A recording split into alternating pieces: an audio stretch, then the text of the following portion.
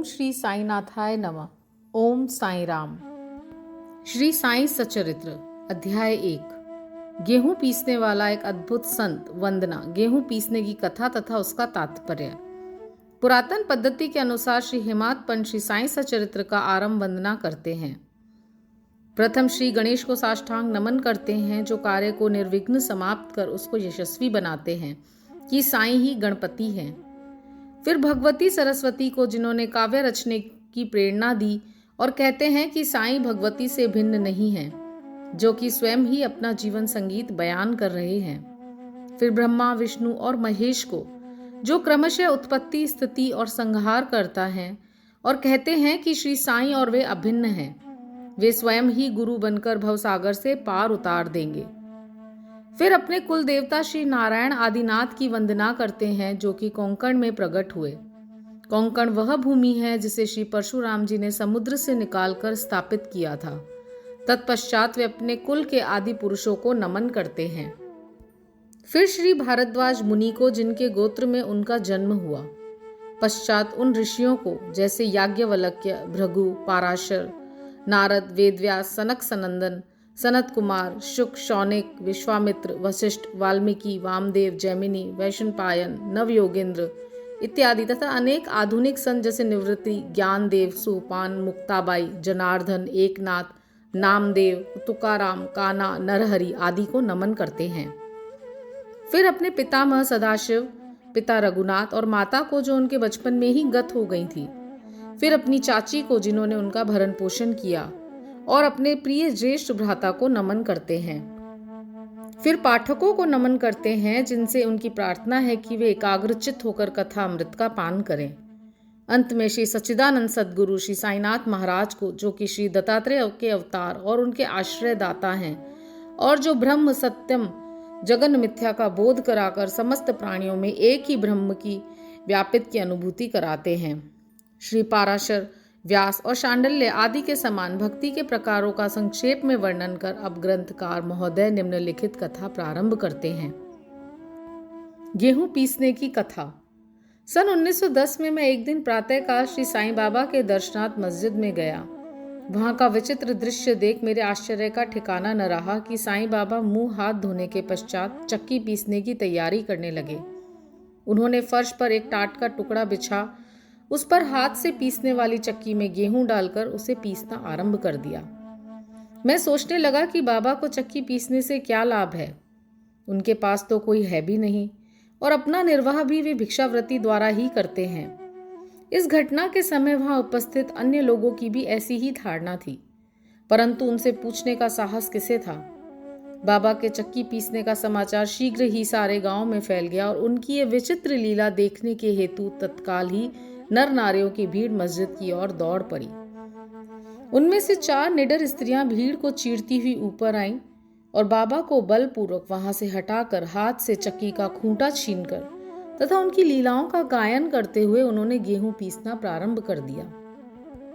पहले तो बाबा क्रोधित हुए, परंतु फिर उनकी भक्ति भाव देखकर वे शांत होकर मुस्कुराने लगे।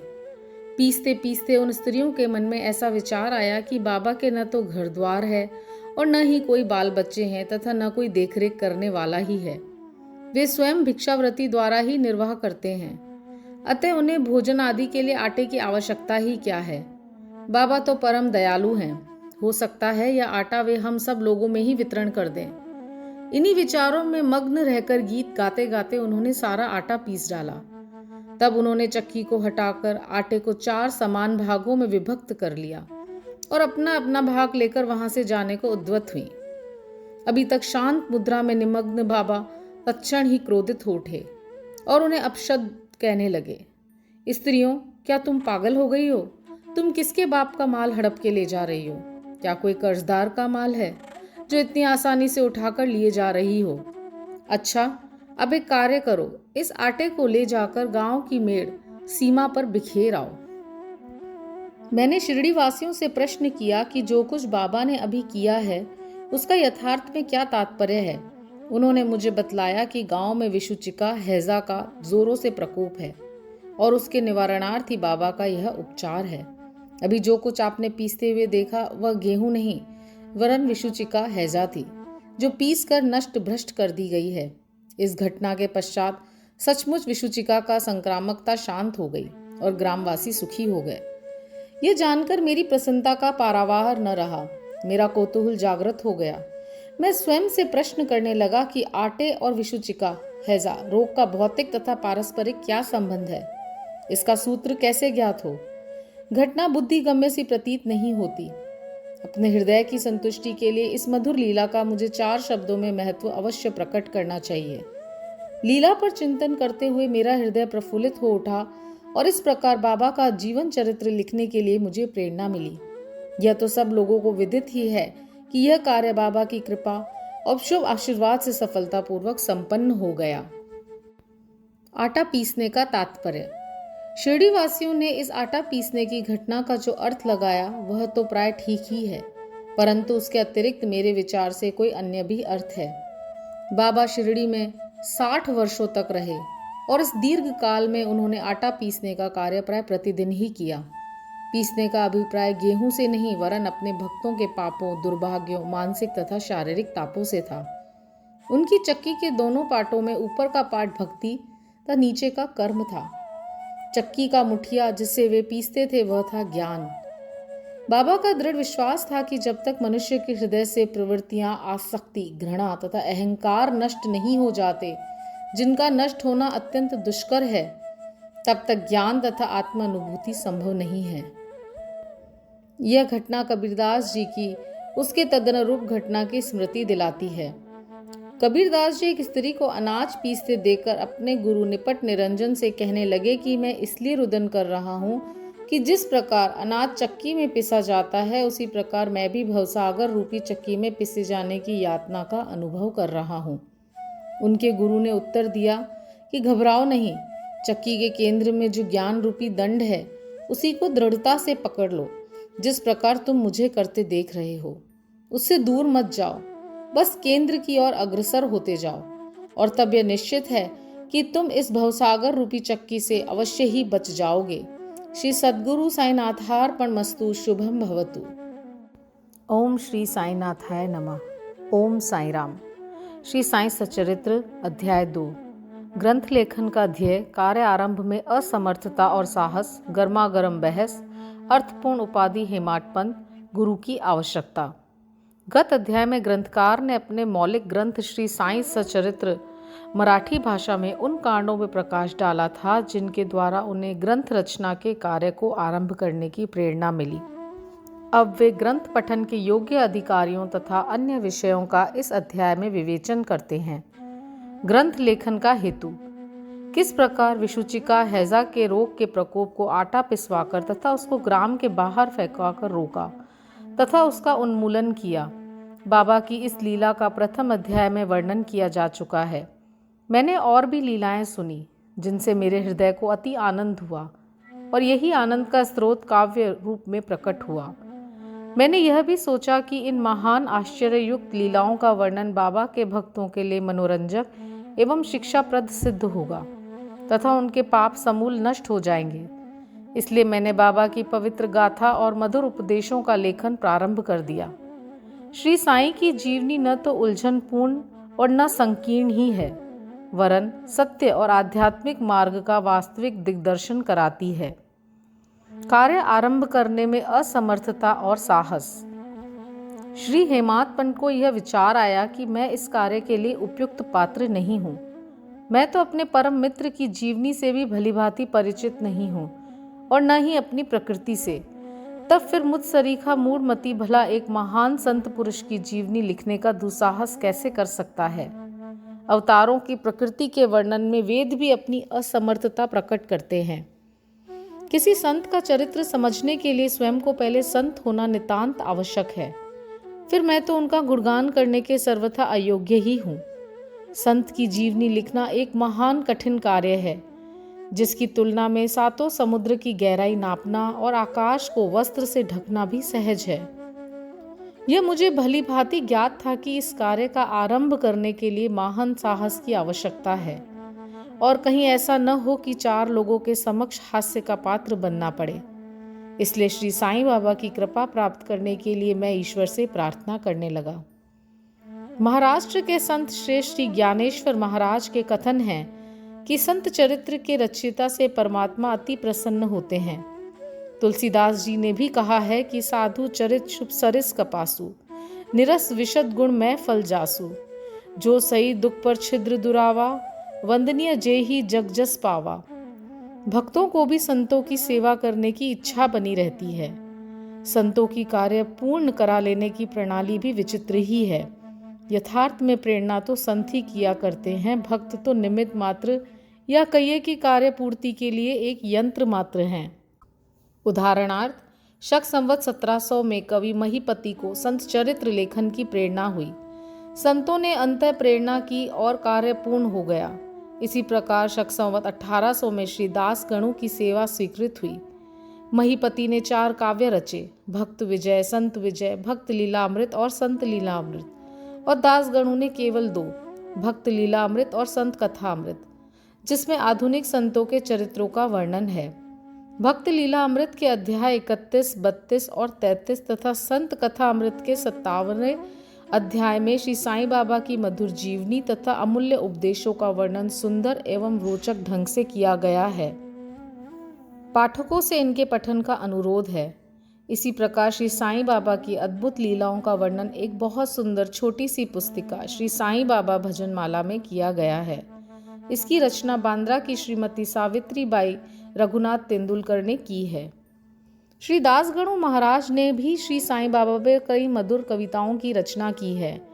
एक और भक्त अमीदास भवानी मेहता ने भी बाबा के कुछ कथाओं को गुजराती में प्रकाशित किया है।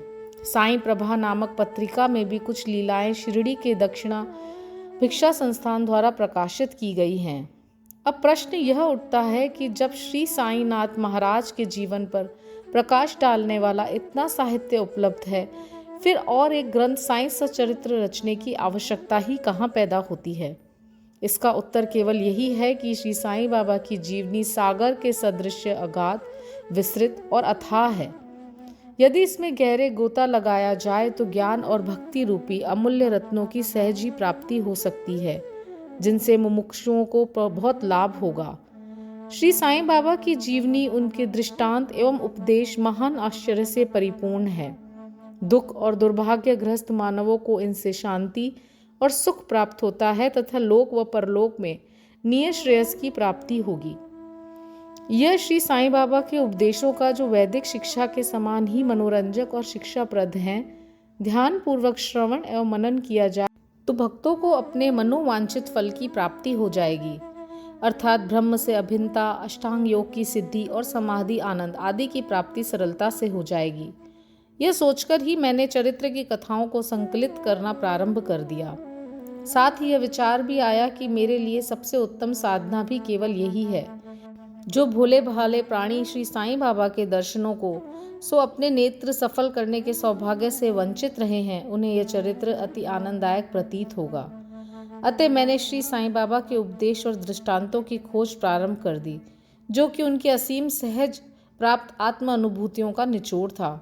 मुझे बाबा ने प्रेरणा दी और मैंने भी अपना अहंकार उनके श्री चरणों पर न्यौछावर कर दिया। मैंने सोचा कि अब मेरा पथ अति सुगम हो गया है और बाबा मुझे इहलोक और परलोक में सुखी बना देंगे। मैं स्वयं बाबा की आज्ञा प्राप्त करने का साहस नहीं कर सकता था, अतः मैंने श्री माधवराव उपनाम श्यामा से, जो कि बाबा के अंतरंग भक्तों में से थे, इस हेतु प्रार्थना की। उन्होंने इस कार्य के निमित्त श्री साईं बाबा से विनम्र शब्दों में इस प्रकार प्रार्थना की कि ये अन्ना साहेब आपकी जीवनी लिखने के लिए अति उत्सुक हैं, परंतु आप कृपया ऐसा न कहना कि मैं तो एक फकीर हूँ तथा मेरी जीवनी लिखने की आवश्यकता ही क्या है। आपकी केवल कृपा और अनुमति से ही ये लिख सकेंगे, अथवा आपके श्री चरणों का पुण्य प्रताप ही इस कार्य को सफल बना देगा। आपकी अनुमति तथा आशीर्वाद के अभाव में कोई भी कार्य यशस्वी नहीं हो सकता। यह कार्य सुन के बाबा को दया आ गई। उन्होंने आश्वासन और उदी देकर अपना वरदहस्त मेरे मस्तक पे रखा और कहने लगे कि इन्हें जीवनी और दृष्टांतों को एकत्रित कर लिपिबद्ध करने दो, मैं इनकी सहायता करूंगा। मैं स्वयं ही अपनी जीवनी लिखकर भक्तों की इच्छा पूर्ण करूंगा, परंतु इनको अपना अहम त्याग कर मेरे शरण में आना चाहिए। जो अपने जीवन में इस प्रकार आचरण करता है, उसकी मैं अत्यधिक सहायता करता हूँ। मेरी जीवन कथाओं की बात तो सहज है।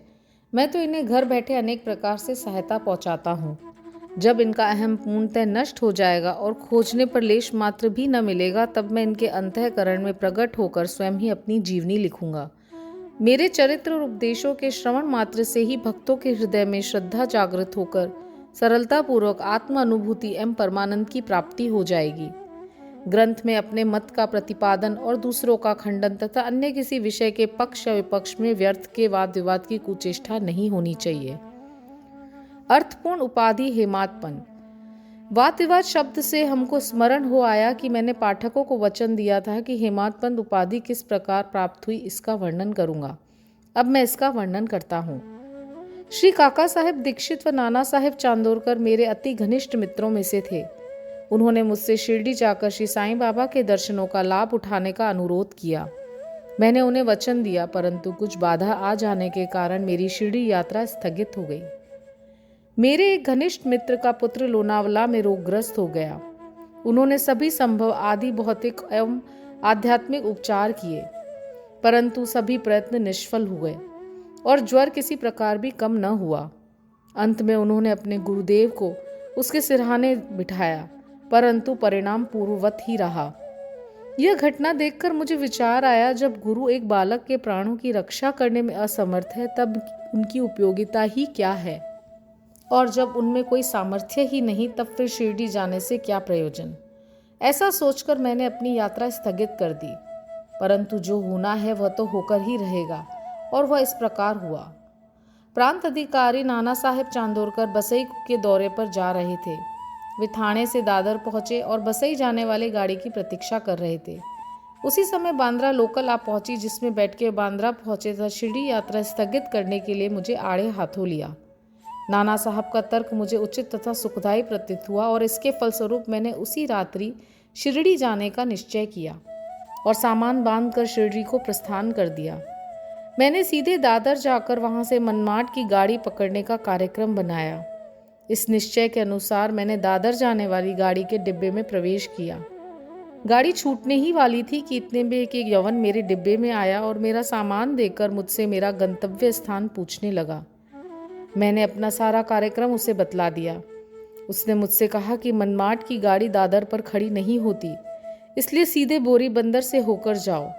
यदि यह एक साधारण सी घटना घटित नहीं हुई होती तो मैं अपने कार्यक्रम के अनुसार दूसरे दिन शिरडी न पहुंच सकने के कारण अनेक प्रकार की शंका कुशंकाओं से घिर जाता, परंतु ऐसा घटना न था। भाग्य ने साथ दिया और दूसरे दिन 9:10 के पूर्व ही मैं शिरडी पहुंच गया। यह सन 1910 की बात है, जब प्रवासी भक्तों के ठहरने के लिए साठेवाड़ा ही एकमात्र स्थान था। तांगे से उतरने पर मैं साईं बाबा के दर्शनों के लिए बड़ा लालायित था। उसी समय भक्त प्रवर श्री तात्या साहेब नूलकर मस्जिद से लौटे ही थे। उन्होंने बतलाया कि इस समय श्री साईं बाबा मस्जिद की मोड़ पर ही हैं। अभी केवल उनका प्रारंभिक दर्शन ही कर लो और स्नान आदि से निवृत्त होने के पश्चात सुविधा से भेंट करने जाना। यह सुनते ही मैं दौड़कर गया और बाबा की चरण वंदना की। मेरी प्रसन्नता का पारावार न रहा। मुझे क्या नहीं मिल गया था। मेरा शरीर उल्लासित हो गया। क्षुधा और तृषा की सुध जाती रही। जिस क्षण से उनके भव विनाशक चरणों का स्पर्श प्राप्त हुआ, मेरे जीवन में नूतन जीवन प्रवाह बहने लगा। एक नई उमंग आ गई। जिन्होंने मुझे साईं बाबा के दर्शनार्थ प्रोत्साहन और सहायता पहुंचाई, उनके प्रति मेरा हृदय बारंबार कृतज्ञता अनुभव करने लगा। मैं उनका सदैव के लिए ऋणी हो गया और उनका ये उपकार मैं कभी न भूल सकूंगा। यथार्थ में वे ही मेरे कुटुंबी हैं और उनके ऋण से मैं कभी मुक्त न हो सकूंगा। मैं सदा उनका स्मरण कर उन्हें मानसिक प्रणाम किया करता हूँ। जैसा कि मेरे अनुभव में आया है कि साईं के दर्शन में यह विशेषता है कि विचार परिवर्तन तथा पिछले कर्मों का प्रभाव शीघ्र मंद पड़ने लगता है और शनैः शनैः अनासक्ति और सांसारिक भोगों से वैराग्य बढ़ता जाता है। केवल गत जन्मों के अनेक शुभ संस्कार एकत्रित होने पर भी ऐसा ही दर्शन प्राप्त होना सुलभ हो सकता है। पाठकों, मैं आपसे शपथ पूर्वक कहता हूँ कि यदि आप श्री साईं बाबा को एक दृष्टि भरकर देख लेंगे तो आपको संपूर्ण विश्व ही साईं में दिखलाई पड़ेगा। गर्मा गर्म बहस। शिरडी पहुंचने के प्रथम दिन ही बाला साहब तथा मेरे बीच गुरु की आवश्यकता पर वाद विवाद छिड़ गया। मेरा मत था कि स्वतंत्रता त्याग कर पराधीन क्यों होना चाहिए तथा जब कर्म करना ही पड़ता है तब गुरु की आवश्यकता ही कहाँ रही। प्रत्येक को पूर्ण प्रयत्न कर स्वयं को आगे बढ़ाना चाहिए। गुरु शिष्य के लिए करता ही क्या है, वह तो सुख से निद्रा का आनंद लेता है। इस प्रकार मैंने स्वतंत्रता का पक्ष लिया और बाला साहब ने प्रारब्ध का। उन्होंने कहा कि जो विधि लिखित है वह घटित होकर रहेगा।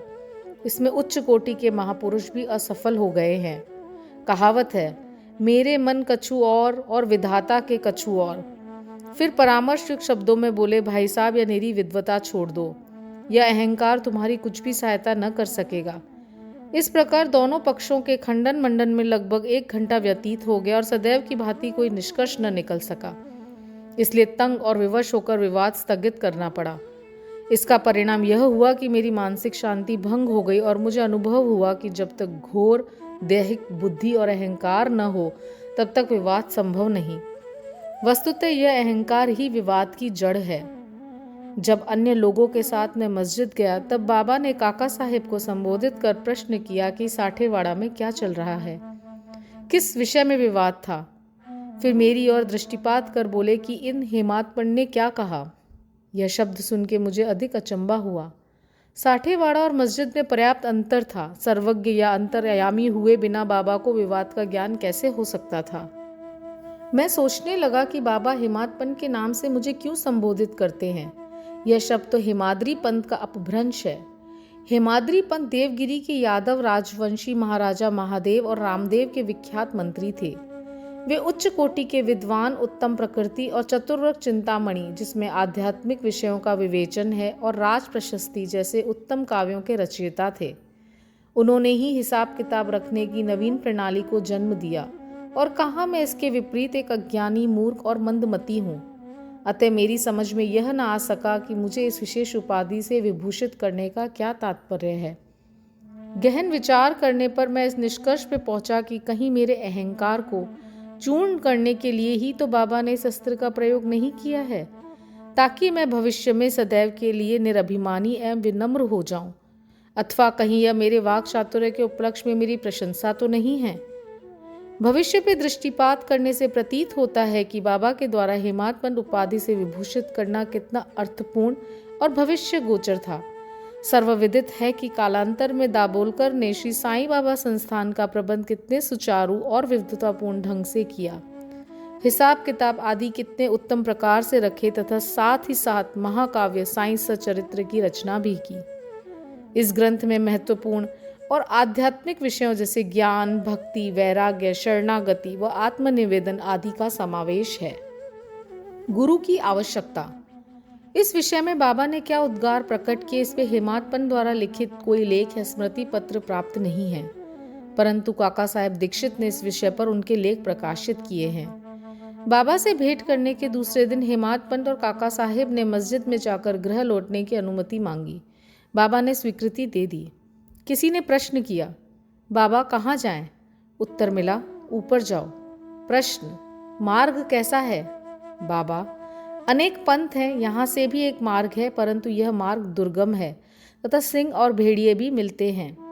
काका साहेब, यदि पथ प्रदर्शक भी साथ हो तो? बाबा, तब कोई कष्ट न होगा। मार्गदर्शक तुम्हारी सिंह और भेड़ियों और खंदकों से रक्षा कर तुम्हें सीधे निर्दिष्ट स्थान पे पहुंचा देगा, परंतु उसके अभाव में जंगल में मार्ग भूलने या गड्ढे में गिर जाने की संभावना है। दाभोलकर भी उपयुक्त प्रसंग के अवसर पर वहां उपस्थित थे। उन्होंने सोचा कि जो कुछ बाबा कह रहे हैं वह गुरु की आवश्यकता क्यों है, इस प्रश्न का उत्तर है।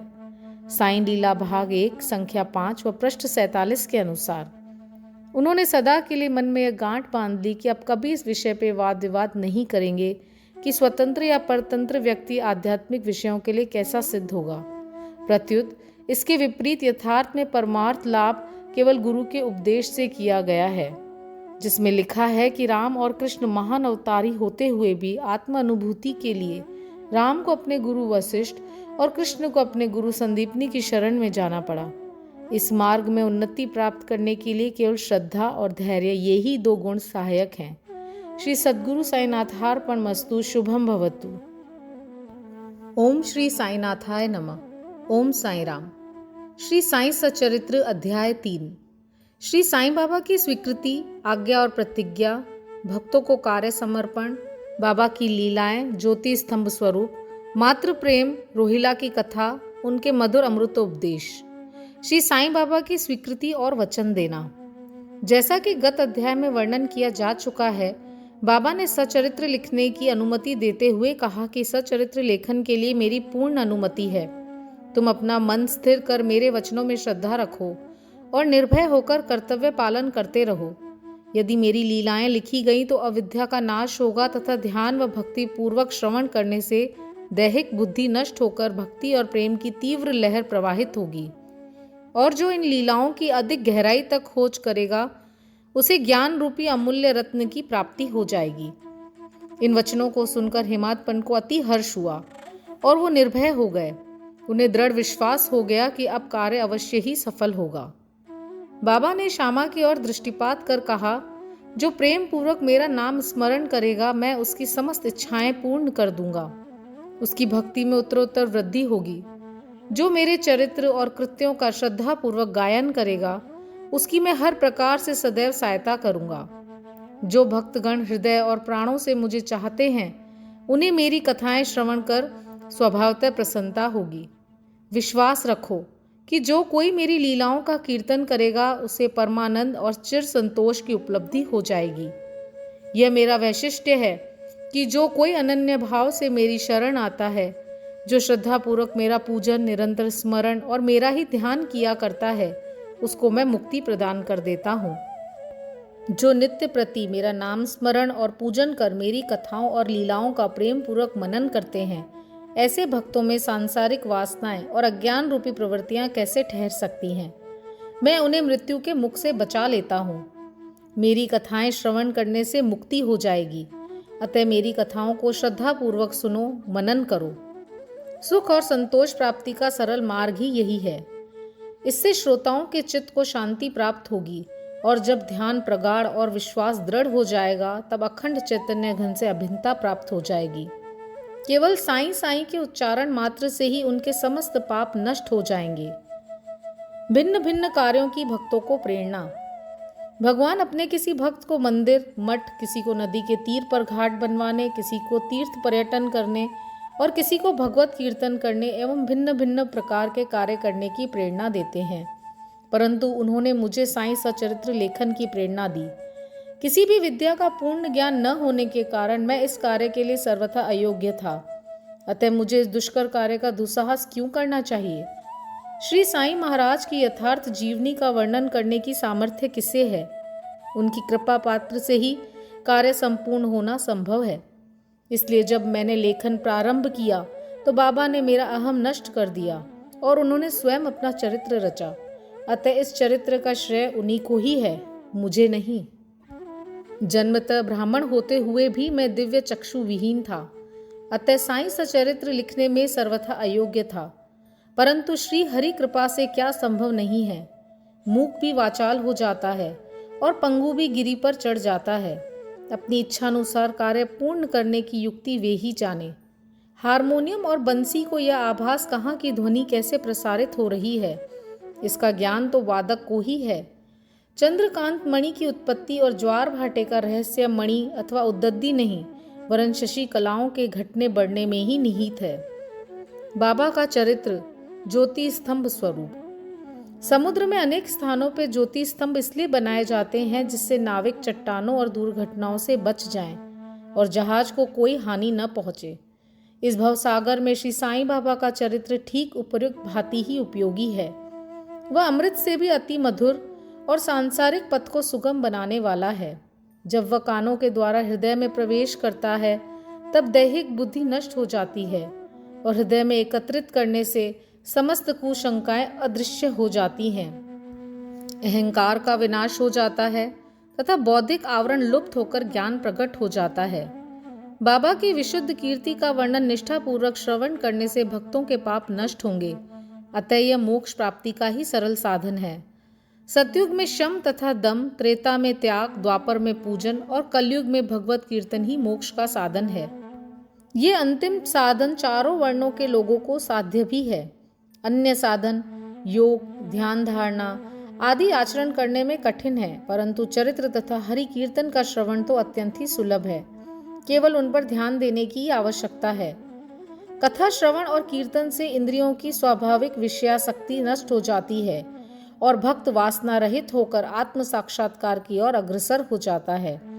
इसी फल को प्रदान करने के हेतु उन्होंने सचरित्र का निर्माण कराया। भक्तगण अब सरलता पूर्वक चरित्र का अवलोकन करें और साथ ही उनके मनोहर स्वरूप का ध्यान कर गुरु और भगवत भक्ति के अधिकारी बने तथा निष्काम होकर आत्म साक्षात्कार को प्राप्त करें। साईं सचरित्र का सफलतापूर्वक संपूर्ण होना या साईं महिमा ही समझें। हमें तो केवल एक निमित्त मात्र ही बनाया गया है। मातृ प्रेम। गाय का अपने बछड़े पर प्रेम सर्वविदित ही है। उसके स्तन सदैव दुग्ध से पूर्ण रहते हैं और जब भूखा बछड़ा स्तन की ओर दौड़कर आता है, दुग्ध की धारा स्वतः प्रवाहित होने लगती है। उसी प्रकार माता भी अपने बच्चे की आवश्यकता का पहले से ही ध्यान रखती है और ठीक समय पर स्तनपान कराती है। वह बालक का श्रृंगार उत्तम ढंग से करती है, परंतु बालक का इसका कोई भान ही नहीं होता। बालक के सुंदर श्रृंगार आदि को देखकर माता के हर्ष का पारावार नहीं रहता। माता का प्रेम विचित्र, असाधारण और निस्वार्थ है, जिसकी कोई उपमा नहीं है। ठीक इसी प्रकार सद्गुरु का प्रेम अपने शिष्य पर होता है। ऐसा ही प्रेम बाबा का मुझ पे था और उदाहरणार्थ वह निम्न प्रकार था। सन 1916 में मैंने नौकरी से अवकाश ग्रहण किया। जो पेंशन मुझे मिलती थी वह मेरे कुटुंब के निर्वाह के लिए अपर्याप्त थी। उसी वर्ष की गुरु पूर्णिमा के दिवस में अन्य भक्तों के साथ शिरडी गया। वहाँ अन्ना चिंचरनी करने स्वतः ही मेरे लिए बाबा से इस प्रकार प्रार्थना की, इनके ऊपर कृपा करो। जो पेंशन इन्हें मिलती है वह निर्वाह योग्य नहीं है। कुटुंब में वृद्धि हो रही है। कृपया और कोई नौकरी दिला दीजिए ताकि इनकी चिंता दूर हो और ये सुखपूर्वक रहें। बाबा ने उत्तर दिया कि इन्हें नौकरी मिल जाएगी, परंतु अब इन्हें मेरी सेवा में ही आनंद लेना चाहिए। इनकी इच्छाएं सदैव पूर्ण होंगी। इन्हें अपना ध्यान मेरी ओर आकर्षित कर अधार्मिक तथा दुष्ट जनों की संगति से दूर रहना चाहिए। इन्हें सबसे दया और नम्रता का बर्ताव और अंतःकरण से मेरी उपासना करनी चाहिए। यदि ये इस प्रकार आचरण कर सके तो नित्य आनंद के अधिकारी हो जाएंगे। रोहिला की कथा। यह कथा श्री साईं बाबा के समस्त प्राणियों पे समान प्रेम की सूचक है। एक समय रोहिला जाति का एक मनुष्य शिरडी में आया। वह ऊंचा, पूरा, सुदृढ़ और सुगठित शरीर का था। बाबा के प्रेम से मुग्ध होकर वह शिरडी में ही रहने लगा। वह आठों प्रहर अपनी उच्च और कर्कश ध्वनि में कुरान शरीफ की कलमे पढ़ता और अल्लाह अकबर के नारे लगाता था। शिरडी के अधिकांश लोग खेतों में दिन भर काम करने के पश्चात जब रात्रि में घर लौटते तो रोहिला की कर्कश पुकारें उनका स्वागत करती थी। इस कारण उन्हें रात्रि में विश्राम न मिलता था, जिससे वे अधिक कष्ट और असुविधा का अनुभव करने लगे। कई दिनों तक वे स्तब्ध रहे, परंतु जब कष्ट असहनीय हो गया तब उन्होंने बाबा के समीप जाकर रोहिला को मनाकर इस उत्पात को रोकने की प्रार्थना की। बाबा ने उन लोगों की इस प्रार्थना पर ध्यान दिया। इसके विपरीत गांव वालों को आड़े हाथों लेते हुए बोले कि वे अपने कार्य पर ध्यान दें और रोहिला की ओर ध्यान न दें। बाबा ने उनसे कहा कि रोहिला की पत्नी बुरे स्वभाव की है और वह रोहिला को तथा मुझे अधिक कष्ट पहुंचाती है, परंतु वो उसके कलमों के समक्ष उपस्थित होने का साहस करने में असमर्थ है और इसी कारण वह शांति और सुख में है। यथार्थ में रोहिला की कोई पत्नी न थी। बाबा का संकेत केवल कुविचारों की ओर था। अन्य विषयों की अपेक्षा बाबा प्रार्थना और ईश आराधना को महत्व देते थे। अतः उन्होंने रोहिला के पक्ष का समर्थन कर ग्रामवासियों को शांतिपूर्वक थोड़े समय तक उत्पात सहन करने का परामर्श दिया। बाबा के मधुर अमृतोपदेश। एक दिन दोपहर की आरती के पश्चात भक्तगण अपने घरों को लौट रहे थे, तब बाबा ने निम्नलिखित अति सुंदर उपदेश दिए। तुम चाहे कहीं भी रहो, जो इच्छा हो सो करो, परंतु ये सदैव स्मरण रखो कि जो कुछ तुम करते हो वह सब मुझे ज्ञात है। मैं ही समस्त प्राणियों का प्रभु और घट घट में व्याप्त हूँ। मेरी ही उदर में समस्त जड़ व चेतन प्राणी समाये हुए हैं। मैं ही समस्त ब्रह्मांड का नियंत्रण करता व संचालक हूँ। मैं ही उत्पत्ति, स्थिति व संहार करता हूँ। मेरी भक्ति करने वालों को कोई हानि नहीं पहुँचा सकता। मेरे ध्यान की उपेक्षा करने वाला माया के पाश में फंस जाता है। समस्त जंतु, चींटियां तथा दृश्यमान, परिवर्तमान और स्थायी विश्व मेरे ही स्वरूप हैं। इस सुंदर तथा अमूल्य उपदेश को श्रवण कर मैंने तुरंत ही दृढ़ निश्चय कर लिया कि अब भविष्य में अपने गुरु के अतिरिक्त अन्य किसी मानव की सेवा न करूंगा। तुझे नौकरी मिल जाएगी, बाबा के इन वचनों का विचार मेरे मस्तिष्क में बार बार चक्कर काटने लगा। मुझे विचार आने लगा, क्या सचमुच ऐसा घटित होगा? भविष्य की घटनाओं से स्पष्ट है कि बाबा के वचन सत्य निकले और मुझे अल्पकाल के लिए नौकरी मिल गई। इसके पश्चात मैं स्वतंत्र होकर एक चित्त से जीवन पर्यंत बाबा की ही सेवा करता रहा। इस अध्याय को समाप्त करने से पूर्व मेरी पाठकों से विनम्र प्रार्थना है कि वे समस्त बाधाएं जैसे आलस्य, निद्रा, मन की चंचलता व इंद्रिय आसक्ति दूर कर और एक चित्त हो अपना ध्यान बाबा की लीलाओं की ओर दें और स्वाभाविक प्रेम निर्माण कर भक्ति रहस्य को जानें तथा अन्य साधनाओं में व्यर्थ भ्रमित न हो। उन्हें केवल एक ही सुगम उपाय का पालन करना चाहिए और वह है साईं लीलाओं का श्रवण। इससे उनका अज्ञान नष्ट होकर मोक्ष का द्वार खुल जाएगा। जिस प्रकार अनेक स्थानों में भ्रमण करता हुआ भी लोभी पुरुष अपने गड़े हुए धन के लिए सतत चिंतित रहता है, उसी प्रकार श्री साईं को अपने हृदय में धारण करो। अगले अध्याय में श्री साईं बाबा के शिरडी आगमन का वर्णन होगा। श्री सद्गुरु साईनाथार्पणमस्तु। शुभम भवतु। ओम श्री साईनाथाय नमः। ओम साईं राम। श्री साईं सचरित्र अध्याय 4। श्री साईं बाबा का शिरडी में प्रथम आगमन। संतों का अवतार कार्य, पवित्र तीर्थ शिरडी, श्री साईं बाबा का व्यक्तित्व, गौली बुआ का अनुभव, श्री विट्ठल का प्रकट होना, क्षीर सागर की कथा, दास गणों का प्रयाग स्नान, श्री साईं बाबा का शिरडी में प्रथम आगमन, 3 वाड़े। संतों का अवतार कार्य। भगवत गीता 4 अध्याय 7-8 में भी श्री कृष्ण कहते हैं, जब जब धर्म की हानि और अधर्म की वृद्धि होती है तब तब मैं अवतार धारण करता हूँ।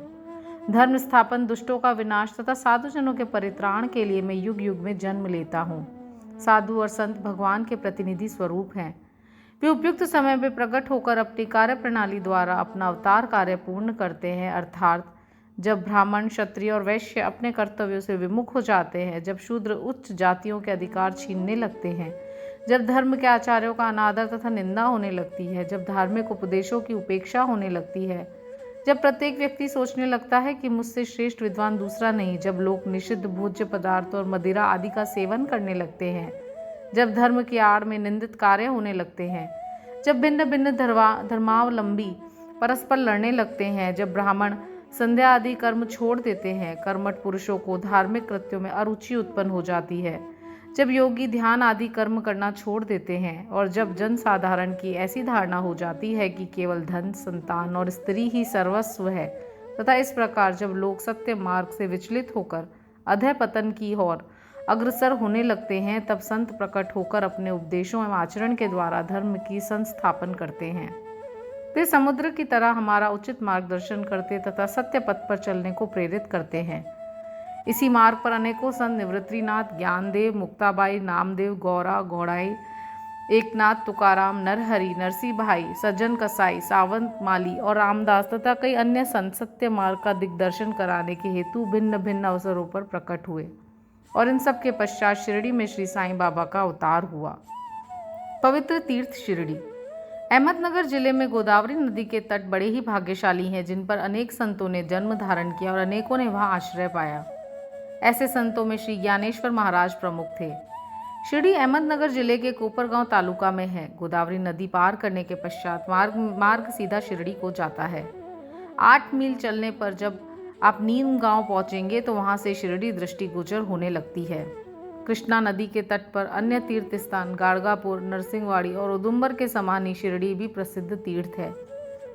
जिस प्रकार दामाजी ने मंगलवेढ़ा को पंढरपुर के समीप, समर्थ रामदास ने सज्जनगढ़ को, दत्ता अवतार श्री नरसिंह सरस्वती ने वाड़ी को पवित्र किया, उसी प्रकार श्री साईनाथ ने शिरडी में अवतीर्ण होकर उसे पावन बनाया। श्री साईं बाबा का व्यक्तित्व। श्री साईं बाबा के सानिध्य से शिरडी का महत्व विशेष बढ़ गया। अब हम उनके चरित्र का अवलोकन करेंगे। उन्होंने इस भव सागर पर विजय प्राप्त कर ली थी, जिसे पार करना महान दुष्कर तथा कठिन है। शांति उनका आभूषण था तथा वे ज्ञान की साक्षात प्रतिमा थे। वैष्णव भक्त सदैव वहां आश्रय पाते थे। दानवीरों में वे राजा कर्ण के समान दानी थे। वे समस्त सारों के सार रूप थे। ऐहिक पदार्थों से उन्हें अरुचि थी। सदा आत्मस्वरूप में निमग्न रहना ही उनके जीवन का मुख्य ध्येय था। अनित्य वस्तुओं का आकर्षण उन्हें छू भी न गया था। उनका हृदय शीशे के सदृश उज्ज्वल था। उनके श्रीमुख से सदैव अमृत वर्षा होती रहती थी। अमीर और गरीब उनके लिए दोनों एक समान थे। मान अपमान की उन्हें किंचित मात्र भी चिंता न थी। वे निर्भय होकर संभाषण करते, भांति भांति के लोगों से मिलजुल कर रहते, नर्तकियों का अभिनय तथा नृत्य देखते और गजल कवालियां भी सुनते थे। इतना सब करते हुए भी उनकी समाधि किंचित मात्र भी भंग न होती थी। अल्लाह का नाम सदा उनके होठों पर था। जब दुनिया जागती वे सोते थे और जब दुनिया सोती थी वे जागते थे। उनका अंतःकरण प्रशांत महासागर की तरह शांत था। न उनके आश्रम का कोई निश्चय कर सकता था, न उनकी कार्य प्रणाली का अंत पा सकता था। कहने के लिए तो वे एक स्थान पर निवास करते थे, परंतु विश्व के समस्त व्यवहारों व व्यापारों का उन्हें भलीभांति ज्ञान था। उनके दरबार का रंग ही निराला था। वे प्रतिदिन अनेक की वंदिताएं कहते थे, परंतु उनकी अखंड शांति किंचित मात्र भी विचलित न होती थी। वे सदा मस्जिद की दीवार के सहारे बैठे रहते थे तथा प्रातः, मध्याह्न और सायंकालीन लैंडी और चावड़ी की ओर वायु सेवन करने जाते तो भी सदा आत्मस्थित ही रहते थे। स्वतः सिद्ध होकर भी वे साधकों के समान आचरण करते थे। वे विनम्र, दयालु तथा अभिमान रहित थे। उन्होंने सबको सदा सुख पहुंचाया। ऐसे थे श्री साईं बाबा, जिनके श्री चरणों का स्पर्श कर शिरडी पावन बन गई। उसका महत्व असाधारण हो गया। जिस प्रकार ज्ञानेश्वर ने आलंदी और एकनाथ ने पैंठर का उत्थान किया, वही गति श्री साईं बाबा द्वारा शिरडी को प्राप्त हुई। शिरडी के फूल, पत्ते, कंकड़ और पत्थर भी धन्य हैं, जिन्हें श्री साईं चरणाम्बुजों का चुंबन तथा उनकी चरण रज मस्तक पे धारण करने का सौभाग्य प्राप्त हुआ। भक्तगण को शिरडी एक दूसरा पंढरपुर, जगन्नाथपुरी, द्वारका, बनारस, काशी, महाकालेश्वर, गोकर्ण, महाबलेश्वर बन गई। श्री साईं का दर्शन करना ही भक्तों का वेद मंत्र था, जिसके परिणाम स्वरूप आसक्ति घटती और आत्मदर्शन का पथ सुगम होता था। उनका श्री दर्शन ही योग साधन था और उनसे वार्तालाप करने से समस्त पाप नष्ट हो जाते थे। उनका पाद सेवन करना ही त्रिवेणी प्रयाग स्नान के समान था तथा चरणामृत पान करने मात्र से ही समस्त इच्छाओं की तृप्ति होती थी। उनकी आज्ञा हमारे लिए वेद सदृश्य थी। प्रसाद तथा उधि ग्रहण करने से चित्त की शुद्धि होती थी। वे ही हमारे राम और कृष्ण थे, जिन्होंने हमें मुक्ति प्रदान की। वे ही हमारे परब्रह्म थे। वे छंदों से परे रहते तथा कभी निराश व हताश नहीं होते थे। वे सदा आत्मस्थित, चैतन्य घन तथा आनंद की मंगल मूर्ति थे। कहने का तो शिरडी उनका मुख्य केंद्र था, परंतु उनका कार्य क्षेत्र पंजाब, कलकत्ता, उत्तरी भारत, गुजरात, ढाका और कोंकण तक विस्तृत था। श्री साईं बाबा की कीर्ति दिन प्रतिदिन चौ और फैलने लगी और जगह जगह से उनके दर्शनार्थ आकर भक्त लाभ उठाने लगे। केवल दर्शन से ही मनुष्यों, चाहे वे शुद्ध अथवा अशुद्ध हृदय के हों, के चित्त को परम शांति मिल जाती थी। उन्हें उसी आनंद का अनुभव होता था जैसा कि पंढरपुर में श्री विट्ठल के दर्शन से होता था। यह कोई अतिशयोक्ति नहीं है। देखिए, एक भक्त ने यही अनुभव पाया है। गौली बुआ, लगभग 95 वर्ष के वयोवृद्ध भक्त, जिनका नाम गौली बुआ था, पंडरी के एक वारकरी थे। वे 8 मास पंढरपुर तथा 4 मास आषाढ़ से कार्तिक तक गंगा तट पर निवास करते थे। सामान ढोने के लिए वे एक गधे को अपने पास रखते और शिष्य भी सदैव उनके साथ रहता था। वे प्रतिवर्ष वारी लेकर पंढरपुर जाते और लौटते समय श्री बाबा के दर्शनार्थ शिरडी आते थे। बाबा पर उनका अगाध प्रेम था। वे बाबा की ओर एकटक निहारते और कह उठते थे, ये तो श्री पंडरीनाथ, श्री विट्ठल के अवतार हैं, जो अनाथ नाथ, दीन दयालु और दीनों के नाथ हैं। गौली बुआ श्री विट्ठोबा के परम भक्त थे। उन्होंने अनेक बार पंडरी की यात्रा की तथा प्रत्यक्ष अनुभव किया कि श्री साईं बाबा सचमुच में ही पंडरीनाथ हैं। विट्ठल स्वयं प्रकट हुए। श्री साईं बाबा की ईश्वर चिंतन और भजन में विशेष अभिरुचि थी। वे सदैव अल्लाह मालिक पुकारते तथा भक्तों से कीर्तन सप्ताह करवाते थे। इसे नाम सप्ताह भी कहते हैं। एक बार उन्होंने दासगणों को कीर्तन सप्ताह करने की आज्ञा दी। दासगणों ने बाबा से कहा कि आपकी आज्ञा मुझे शिरोधार्य है, परंतु इस बात का आश्वासन मिलना चाहिए कि सप्ताह के अंत में विट्ठल भगवान अवश्य प्रकट होंगे।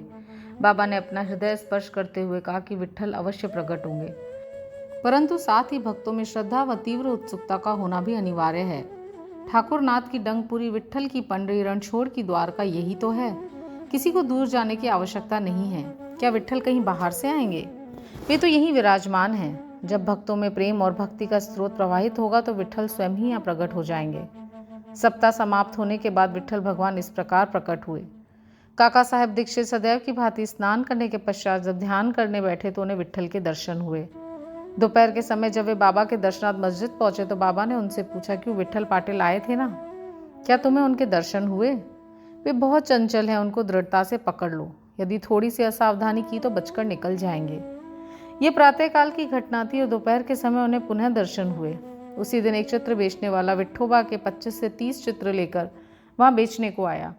ये चित्र ठीक वैसा ही था जैसा कि काका साहब दीक्षित को ध्यान में दर्शन हुए थे। चित्र देखकर और बाबा के शब्दों का स्मरण कर काका साहब को बड़ा विस्मय और प्रसन्नता हुई।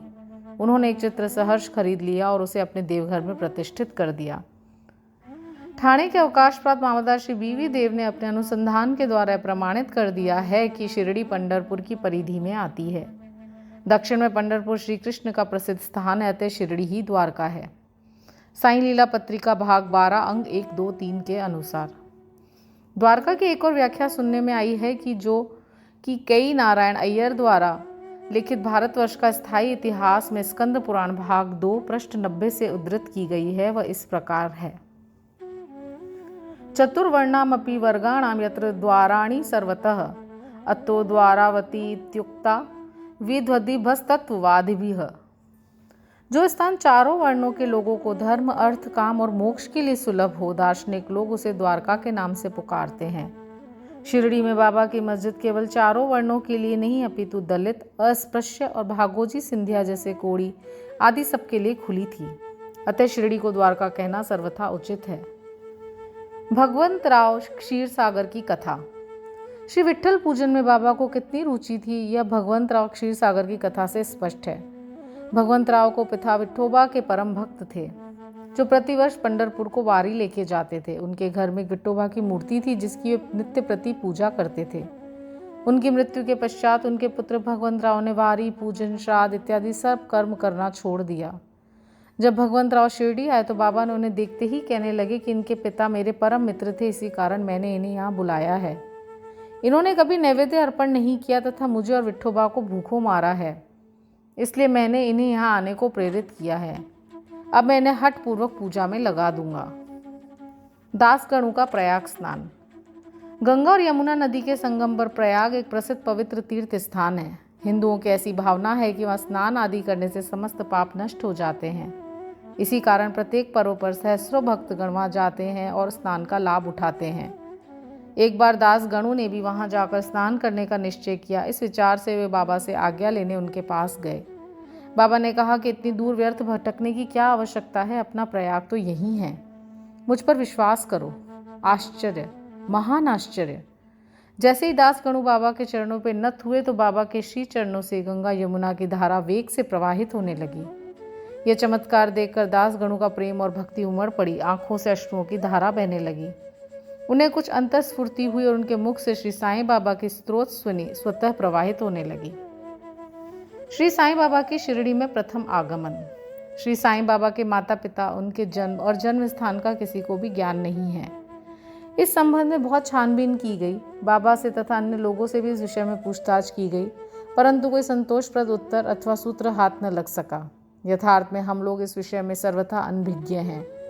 नामदेव और कबीरदास जी का जन्म अन्य लोगों की भांति नहीं हुआ था। वे बाल रूप में प्रकृति की गोद में पाए गए थे। नामदेव भीमरथी नदी के तीर पर गौनाई को और कबीर भागीरथी नदी के तीर पर तमाल को पड़े हुए मिले थे, और ऐसा ही श्री साईं बाबा के संबंध में भी था। वे शिरडी में नीम वृक्ष के तले 16 वर्ष की तरुण अवस्था में स्वतः ही भक्तों के कल्याणार्थ प्रकट हुए थे। उस समय भी वह पूर्ण ब्रह्मज्ञानी प्रतीत होते थे।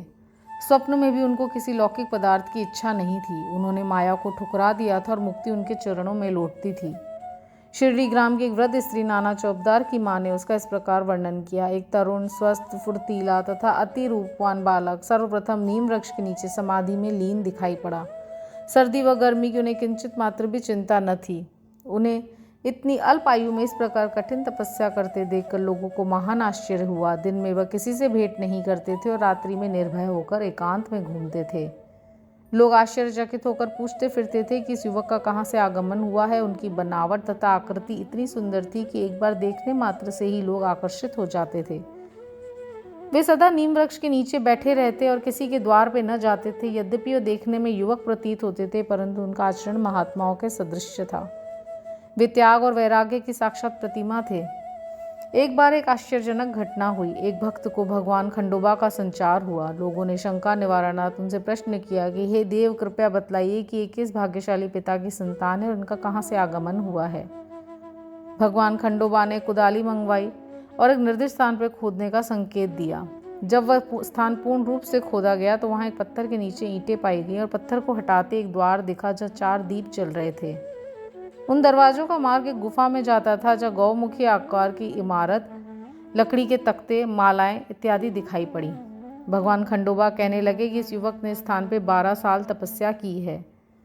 जब लोग युवक से प्रश्न करने लगे, परंतु उसने यह कहकर बात टाल दी कि यह मेरे श्री गुरुदेव की पवित्र भूमि है तथा मेरा पूज्य स्थान है, और लोगों से उस स्थान की भली भांति रक्षा करने की प्रार्थना की। तब लोगों ने उस दरवाजे को पूर्ववत बंद कर दिया।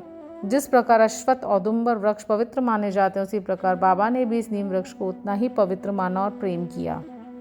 मालसापति तथा शिरडी के अन्य भक्त इस स्थान को बाबा के गुरु का समाधि स्थान मानकर सदैव नमन किया करते थे। 3 वाड़े। नीम वृक्ष के आसपास की भूमि श्री हरि विनायक साठे ने मोल ली और स्थान पर एक विशाल भवन का निर्माण किया जिसका नाम साठे वाड़े रखा गया। बाहर से आने वाले यात्रियों के लिए वह वाड़ा ही एकमात्र विश्राम स्थान था जहाँ सदैव भीड़ रहा करती थी। नीम वृक्ष के नीचे चारों ओर चबूतरा बांधा गया। सीढ़ियों के नीचे दक्षिण की ओर एक छोटा सा मंदिर है जहाँ भक्त लोग चबूतरे के ऊपर उत्तराभिमुख होकर बैठते हैं। ऐसा विश्वास किया जाता है कि जो भक्त गुरुवार तथा शुक्रवार की संध्या को वहाँ धूप और अगरबत्ती आदि सुगंधित पदार्थ जलाते हैं वे ईश कृपा से सदैव सुखी होंगे। यह वाड़ा बहुत पुराना तथा जीर्ण शीर्ण स्थिति में था तथा इसके जीर्णोद्धार की नितांत आवश्यकता थी, जो संस्थान द्वारा पूर्ण कर दी गई। कुछ समय के पश्चात एक द्वितीय वाड़े का निर्माण हुआ जिसका नाम दीक्षित वाड़ा रखा गया। काका साहब दीक्षित कानूनी सलाहकार जब इंग्लैंड में थे तब वहां उन्हें किसी दुर्घटना से पैर में चोट आ गई। उन्होंने अनेक उपचार किए परंतु पैर अच्छा न हो सका। नाना साहब चांदोरकर ने उन्हें बाबा की कृपा प्राप्त करने का परामर्श दिया, इसलिए उन्होंने सन 1909 में बाबा के दर्शन किए। उन्होंने बाबा से पैर के बदले अपने मन की पंगुता दूर करने की प्रार्थना की। बाबा के दर्शनों से उन्हें इतना सुख प्राप्त हुआ कि उन्हें स्थायी रूप से शिरडी में रहना स्वीकार कर लिया और इसी कारण उन्होंने अपने तथा भक्तों के हेतु एक वाड़े का निर्माण कराया। इस भवन का शिलान्यास सन 9 दिसंबर 1910 को किया गया। उसी दिन अन्य 2 विशेष घटनाएं घटित हुई। श्री दादा साहब खापड़े को घर वापस लौटने की अनुमति प्राप्त हो गई और चावड़ी में रात्रि को आरती आरंभ हो गई। कुछ समय में वाड़ा संपूर्ण रूप से बन गया और रामनवमी 1911 के शुभ अवसर पर उसका यथाविधि उद्घाटन कर दिया गया। इसके बाद एक और वाड़ा मानो एक शाही भवन नागपुर के प्रसिद्ध श्रीवंत बूटी ने बनवाया। इस भवन के निर्माण में बहुत धनराशि लगाई गई। उनकी समस्त निधि सार्थक हो गई क्योंकि बाबा का शरीर अब वहीं विश्रांति पा रहा है और फिलहाल वह समाधि मंदिर के नाम से विख्यात है। और उस मंदिर के स्थान पे पहले एक बगीचा था जिसमें बाबा स्वयं पौधों को सींचते और उनकी देखभाल किया करते थे। जहाँ पहले एक छोटी सी कुटी भी नहीं थी वहाँ 3-3 वाड़ों का निर्माण हो गया। इन सब में साठे वाड़ा पूर्व काल में बहुत ही उपयोगी था। बगीचे की कथा वामन तात्या की सहायता से स्वयं बगीचे की देखभाल, शिरडी से श्री साईं बाबा की अस्थायी अनुपस्थिति तथा चांद पाटिल की बारात में पुनः शिरडी में लौटना, देवीदास, जानकी दास और गंगागिर की संगति, मोहिदीन तंबोली के साथ कुश्ती, मस्जिद में निवास, श्री डेंगले व अन्य भक्तों पर प्रेम तथा अन्य घटनाओं का अगले अध्याय में वर्णन किया गया है। श्री सद्गुरु साईनाथार्पणमस्तु। शुभम भवतु। ओम साई राम। ओम श्री साईनाथाय नमः। ओम साई राम। श्री साई सच्चरित्र अध्याय 5। चांद पाटिल की बारात के साथ श्री साईं बाबा का पुनः आगमन, अभिनंदन तथा श्री साईं शब्द से संबोधन, अन्य संतों से भेंट, वेशभूषा व नित्य कार्यक्रम, पादुकाओं की कथा, मोहिदीन के साथ कुश्ती, मोहिदीन का जीवन परिवर्तन, जल का तेल में रूपांतरण, मिथ्या गुरु जौहर अली। जैसा गत अध्याय में कहा गया है, मैं अब श्री साईं बाबा के शिरडी से अंतर्धान होने के पश्चात उनका शिरडी में पुनः किस प्रकार आगमन हुआ उसका वर्णन करूंगा। चांद पाटिल की बारात के साथ श्री साईं बाबा का पुनः आगमन। जिला औरंगाबाद, निजाम स्टेट के धूप गांव में चांद पाटिल नामक एक धनवान मुस्लिम रहते थे। जब वे औरंगाबाद जा रहे थे तो मार्ग में उनकी घोड़ी खो गई। 2 मास तक उन्होंने उसकी खोज में घोर परिश्रम किया परंतु उसका कहीं पता न चल सका। अंत में वे निराश होकर उसकी जीन को पीठ पर लटकाए औरंगाबाद को लौट रहे थे। तब लगभग 14 मील चलने के पश्चात उन्होंने एक आम्र वृक्ष के नीचे एक फकीर को चिल्लम तैयार करते देखा, जिसके सिर पर एक टोपी, तन पर कफनी और पास में एक सटका था। फकीर के बुलाने पर चांद पाटिल उनके पास पहुंचे। जीन देखते ही फकीर ने पूछा, ये जीन कैसी? चांद पाटिल ने निराशा के स्वर में कहा, क्या कहूँ, मेरी एक घोड़ी थी, वह खो गई है और यह उसी की जीन है। फकीर बोले, थोड़ा नाले की और भी तो ढूंढो। चांद पाटिल नाले के समीप गए तो अपनी घोड़ी को वहां चढ़ते देखकर उन्हें महान आश्चर्य हुआ। उन्होंने सोचा कि फकीर कोई सामान्य व्यक्ति नहीं वरन कोई उच्च कोटि का मानव दिखलाई पड़ता है। घोड़ी को साथ लेके जब वे फकीर के पास लौट कर आए तब तक चिल्लम भरकर तैयार हो चुकी थी। केवल 2 वस्तुओं की और आवश्यकता रह गई थी, एक तो चिल्लम सुलगाने के लिए अग्नि और द्वितीय साफी को गीला करने के लिए जल की। फकीर ने अपना चिमटा भूमि में घुसेड़कर ऊपर खींचा तो उसके साथ एक प्रज्वलित अंगारा बाहर निकला और वह अंगारा चिल्लम पे रखा गया। फिर फकीर ने सटके से ज्यों ही बलपूर्वक जमीन पर प्रहार किया त्यों ही वहां से पानी निकलने लगा और उसने साफी को भिगोकर चिल्लम को लपेट लिया। इस प्रकार सब प्रबंध कर फकीर ने चिल्लम पी और तत्पश्चात चांद पाटिल को भी दी। यह सब चमत्कार देख चांद पाटिल को बड़ा विस्मय हुआ। चांद पाटिल ने फकीर से अपने घर चलने का आग्रह किया। दूसरे दिन चांद पाटिल के साथ फकीर उनके घर चला गया और वहां कुछ समय तक रहा।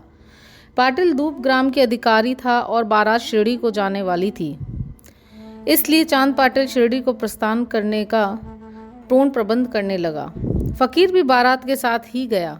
विवाह निर्विघ्न समाप्त हुआ और बारात कुशलतापूर्वक दूब गांव को लौट आई, परंतु वह फकीर शिरडी में ही रुक गया और जीवन पर्यंत वहीं रहा। फकीर को साईं नाम कैसे प्राप्त हुआ? जब बारात शिरडी में पहुंची तो खंडोबा के मंदिर के समीप मालसापति के खेत में एक वृक्ष के नीचे ठहराई गई। खंडोबा के मंदिर के सामने ही सब बैलगाड़ियां खोल दी गईं और बारात के सब लोग एक एक करके नीचे उतरने लगे। तरुण फकीर को उतरते देख मालसापति ने आओ साईं कहकर उसका अभिनंदन किया तथा अन्य उपस्थित लोगों ने भी साईं शब्द से संबोधन कर उनका आदर किया। इसके पश्चात वे साईं नाम से प्रसिद्ध हो गए। अन्य संतों से संपर्क। शिरडी आने पर श्री साईं बाबा मस्जिद में निवास करने लगे।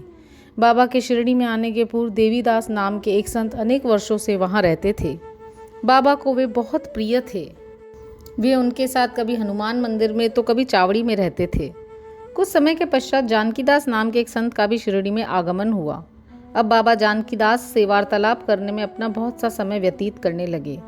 जानकीदास भी कभी कभी बाबा के स्थान पर चले आया करते थे और पूर्ण तांबे के श्री गंगागिर नामक एक पारिवारिक वैश्य संत भी बहुधा बाबा के पास आया जाया करते थे। जब प्रथम बार उन्होंने श्री साईं बाबा को बगीचा सींचन के लिए पानी ढोते देखा तो उन्हें बड़ा अचंभा हुआ। वे स्पष्ट शब्दों में कहने लगे कि शिरडी परम भाग्यशालिनी है, जहाँ एक अमूल्य हीरा है। जिन्हें तुम इस प्रकार परिश्रम करते हुए देख रहे हो वे कोई सामान्य पुरुष नहीं, अपितु यह भूमि बहुत भाग्यशालिनी तथा महान पुण्य भूमि है। इसी कारण इसे यह रत्न प्राप्त हुआ है। इसी प्रकार श्री अकलकोटकर महाराज के एक प्रसिद्ध शिष्य पधारे। उन्होंने भी स्पष्ट शब्दों में कहा कि यद्यपि बाह्य दृष्टि से साधारण व्यक्ति जैसे प्रतीत होते हैं, परंतु ये सचमुच असाधारण व्यक्ति हैं। इसका तुम लोगों को भविष्य में अनुभव होगा। ऐसा कहकर वह येवला को लौट गए। वह उस समय की बात है जब शिरडी बहुत ही साधारण सा गांव था और साईं बाबा बहुत छोटी उम्र के थे। बाबा का रहन सहन व नित्य कार्यक्रम। तरुण अवस्था में श्री साईं बाबा ने अपने केश कभी नहीं कटाए और वे सदैव एक पहलवान की तरह रहते थे। जब वे राहता जाते, जो कि शिरडी से 3 मील दूर है, वहाँ से गेंदा, जई और जूही के पौधे मोल ले आया करते थे। वे उन्हें स्वच्छ करके उत्तम भूमि देखकर लगा देते और स्वयं सींचते थे। वामन तात्या नाम के एक भक्त इन्हें नित्य प्रति 2 मिट्टी के घड़े दिया करते थे। इन घड़ों द्वारा बाबा स्वयं ही पौधों में पानी डाला करते थे। वे स्वयं कुएं से पानी सींचते और संध्या समय घड़ों को नीम वृक्ष के नीचे रख देते थे। जैसे ही घड़े वहां रखते वैसे ही वह फूट जाया करते थे, क्योंकि वे बिना तपाए और कच्ची मिट्टी के बने होते थे। दूसरे दिन तात्या उन्हें फिर 2 नए घड़े दे दिया करते थे। यह क्रम 3 वर्षों तक चला और श्री साईं बाबा इसी स्थान पर बाबा के समाधि मंदिर की भव्य इमारत शोभायमान है, जहाँ सहस्रों भक्त आते जाते हैं। नीम वृक्ष के नीचे पादुकाओं की कथा। श्री अकलकोटकर महाराज के एक भक्त जिनका नाम भाई कृष्ण जैलीबागकर था, उनके चित्र का नित्य प्रति पूजन किया करते थे। एक समय उन्होंने अकलकोटकर शोलापुर जिला जाकर महाराज की पादुकाओं का दर्शन एवं पूजन करने का निश्चय किया, परंतु प्रस्थान करने के पूर्व अकलकोटकर महाराज ने स्वप्न में दर्शन देकर उनसे कहा कि आजकल शिरडी ही मेरा विश्राम स्थल है और तुम वहीं जाकर मेरा पूजन करो। इसलिए भाई ने अपने कार्यक्रम में परिवर्तन कर शिरडी आकर श्री साईं बाबा की पूजा की। वे आनंद पूर्वक शिरडी में 6 मास रहे और स्वप्नों के स्मृति स्वरूप उन्होंने पादुकाएं बनवाई। शक के संवत 1834 में श्रावण में शुभ दिन देखकर नीम वृक्ष के नीचे वे पादुकाएं स्थापित कर दी गई। दादा केलकर तथा उपासनी महाराज ने उनका यथाविधि स्थापना उत्सव संपन्न किया। एक दीक्षित ब्राह्मण पूजन के लिए नियुक्त कर दिया गया और प्रबंध का कार्य एक भक्त सगुण मेरु नायक को सौंपा गया। कथा का पूर्ण विवरण। थाने के सेवानिवृत्त मामलतदार श्री बी देव जो श्री साईं बाबा के परम भक्त थे, उन्होंने सगुण मेरु नायक और गोविंद कमलाकर दीक्षित से इस विषय में पूछताछ की। पादुकाओं का पूर्ण विवरण श्री साईं लीला भाग 11 संख्या 1 पृष्ठ 25 में प्रकाशित हुआ है, जो निम्नलिखित है। शक 1834 सन 1912 में बंबई के एक भक्त डॉक्टर रामराव कोठारे बाबा के दर्शनार्थ शिरडी आए। उनका कंपाउंडर और उनके एक मित्र भाई कृष्ण जलीबागकर भी उनके साथ में थे। कंपाउंडर और भाई की सगुण मेरु नायक तथा जी के दीक्षित से घनिष्ठ दोस्ती हो गई। अन्य विषयों पर विवाद करते समय इन लोगों को विचार आया कि श्री साईं बाबा के शिरडी में प्रथम आगमन तथा पवित्र नीम वृक्ष के नीचे निवास करने की ऐतिहासिक स्मृति के उपलक्ष्य में क्यों न पादुकाएं स्थापित की जाएं। अब पादुकाओं के निर्माण पर विचार विमर्श होने लगा। तब भाई के मित्र कंपाउंडर ने कहा कि यदि यह बात मेरे स्वामी कोठारी को विदित हो जाए तो वे इस कार्य के निमित्त अति सुंदर पादुकाएं बनवा देंगे। ये प्रस्ताव सबको मान्य हुआ और डॉक्टर कोठारे को इसकी सूचना दी गई। उन्होंने शिरडी आकर पादुकाओं की रूपरेखा बनाई तथा इस विषय में उपासनी महाराज से भी खंडोबा के मंदिर में भेंट की। उपासनी महाराज ने उसमें बहुत से सुधार किए, कमल फूल आदि खींच दिए तथा नीचे लिखा श्लोक भी रचा, जो नीम वृक्ष के महात्म्य व बाबा की योग शक्ति का द्योतक था, जो इस प्रकार है। सदा निम्ब वृक्षस्य मूलादिवासा सुधा स्त्राविणम तिक्तमप्यम प्रियंतम तरुकल्प वृक्षाधिकम साधयंतम नमामीश्वरम सद्गुरु साईनाथम। अर्थात मैं भगवान साईनाथ को नमन करता हूँ, जिनका सानिध्य पाकर नीम वृक्ष कटु तथा अप्रिय होते हुए भी अमृत वर्षा करता था। इस वृक्ष का रस अमृत कहलाता है।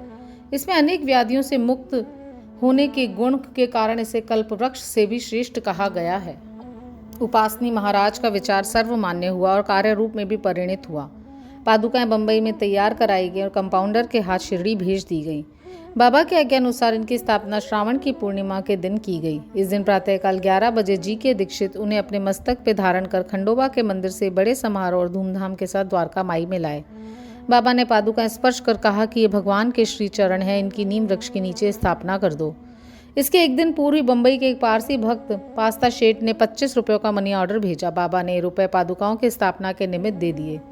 स्थापना में कुल 100 रुपये व्यय हुए, जिनमें 75 रुपये चंदे द्वारा एकत्रित हुए। प्रथम 5 वर्षों तक डॉक्टर कोठारे दीपक के निमित्त 2 रुपये मासिक भेजते रहे। उन्होंने पादुकाओं के चारों ओर लगाने के लिए लोहे की छड़ें भी भेजी। स्टेशन से छड़ें ढोने और छप्पर बनाने का कार्य 7 रुपये 8 आने सगुण मेरु नायक ने दिए। आजकल जलबाड़ी नाना पुजारी पूजन करते हैं और सगुण मेरु नायक नैवेद्य अर्पण करते तथा संध्या को दीपक जलाते हैं।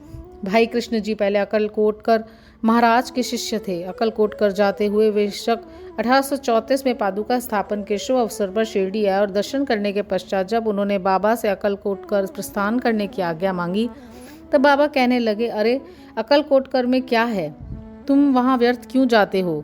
वहाँ के महाराज तो यही मैं स्वयं हूँ। यह सुनकर भाई ने अक्कलकोटकर जाने का विचार त्याग दिया। पादुका स्थापित होने के पश्चात बहुधा शिरडी आया करते थे। श्री बी देव ने अंत में ऐसा लिखा है कि इन सब बातों का विवरण हेमात्पन को विदित नहीं था, अन्यथा वे श्री साईं सचरित्र में लिखना कभी नहीं भूलते। मोहिदीन तंबोली के साथ कुश्ती और जीवन परिवर्तन। शिरडी में एक पहलवान था जिसका नाम मोहिदीन तंबोली था। बाबा का उससे किसी विषय पर मतभेद हो गया। फलस्वरूप दोनों में कुश्ती हुई और बाबा हार गए। इसके पश्चात बाबा ने अपनी पोशाक और रहन सहन में परिवर्तन कर दिया। वे कफनी पहनते, लंगोट बांधते और एक कपड़े के टुकड़े से सिर ढकते थे। वे आसन तथा शयन के लिए एक टाट का टुकड़ा काम में लाते थे। इस प्रकार फटे पुराने चिथड़े पहनकर वे बहुत संतुष्ट प्रतीत होते थे। वे सदैव यही कहा करते थे कि गरीबी अव्वल बादशाही, अमीरी से लाख सवाई, गरीबों का अल्लाह भाई। गंगागीर को भी कुश्ती से बड़ा अनुराग था। एक समय जब वह कुश्ती लड़ रहा था, तब इसी प्रकार उसको भी त्याग की भावना जागृत हो गई। इसी उपयुक्त अवसर पर उसे देववाणी सुनाई दी, भगवान के साथ खेल में अपना शरीर लगा देना चाहिए। इस कारण वह संसार छोड़ आत्मानुभूति की ओर झुक गया। पुनतांबे के समीप एक मठ स्थापित कर वह अपने शिष्यों सहित वहां रहने लगा।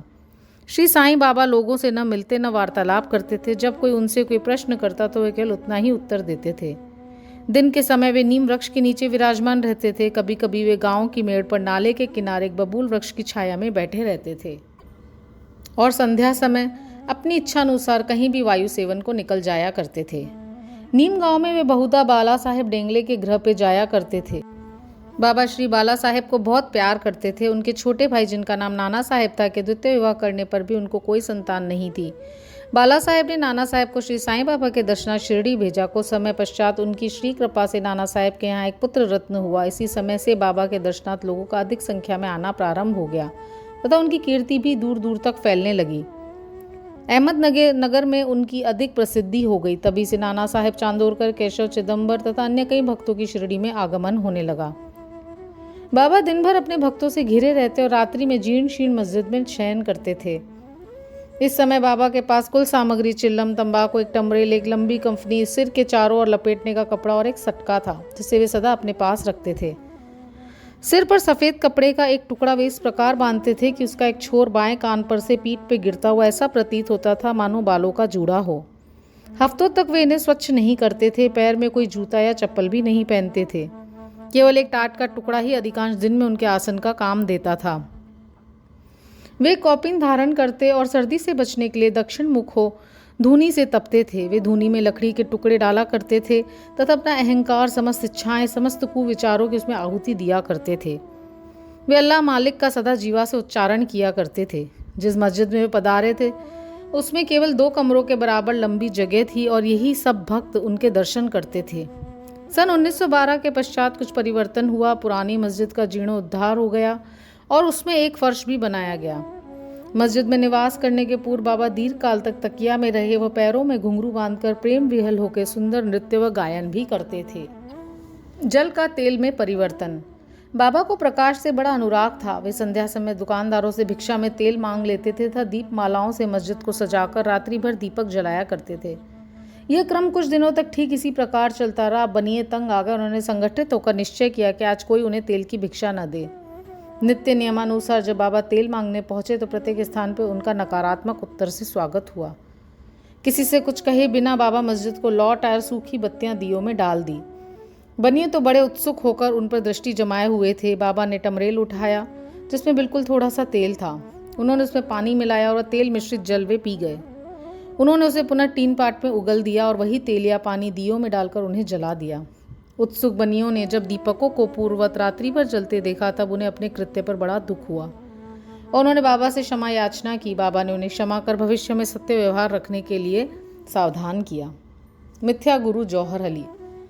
उपयुक्त वर्णित कुश्ती के 5 वर्ष पश्चात जौहर अली नाम के एक फकीर अपने शिष्यों के साथ राहता आए। वे वीरभद्र मंदिर के समीप एक मकान में रहने लगे। फकीर विद्वान था। कुरान की आयतें उसे कंठस्थ थी। उसका कंठ मधुर था। गांव के बहुत से धार्मिक और श्रद्धालु जन उसके पास आने लगे और उसका यथा योग्य आदर होने लगा। लोगों से आर्थिक सहायता प्राप्त कर उसने वीरभद्र मंदिर के पास एक ईदगाह बनाने का निश्चय किया। इस विषय को लेकर कुछ झगड़ा हो गया जिसके फलस्वरूप जौहर अली राहता छोड़ शिरडी आया और बाबा के साथ मस्जिद में निवास करने लगा। उसने अपनी मधुर वाणी से लोगों के मन को हर लिया। तब बाबा को भी अपना एक शिष्य बताने लगा। बाबा ने कोई आपत्ति नहीं की और उसका शिष्य होना स्वीकार कर लिया। तब गुरु और शिष्य दोनों पुनः राहता में आकर रहने लगे। गुरु शिष्य की योग्यता से अनभिज्ञ था परंतु शिष्य गुरु के दोषों से पूर्ण रूप से परिचित था। इतने पर भी बाबा ने कभी उसका अनादर नहीं किया और पूर्ण लगन से अपना कर्तव्य निभाते रहे और उसके अनेक प्रकार से सेवा की। वे दोनों कभी कभी शिरडी भी आया करते थे परंतु मुख्य निवास राहता में ही था। श्री बाबा के प्रेमी भक्तों को उनका दूर राहता में रहना अच्छा नहीं लगता था, इसलिए सब मिलकर बाबा को शिरडी वापस लाने के लिए गए। इन लोगों की ईदगाह के समीप बाबा से भेंट हुई और उन्हें अपने आगमन का हेतु बतलाया। बाबा ने उन लोगों को समझाया कि फकीर बड़े क्रोधी और दुष्ट स्वभाव के व्यक्ति हैं, वे मुझे नहीं छोड़ेंगे। अच्छा हो कि फकीर के आने के पूर्व ही आप लौट जाएं।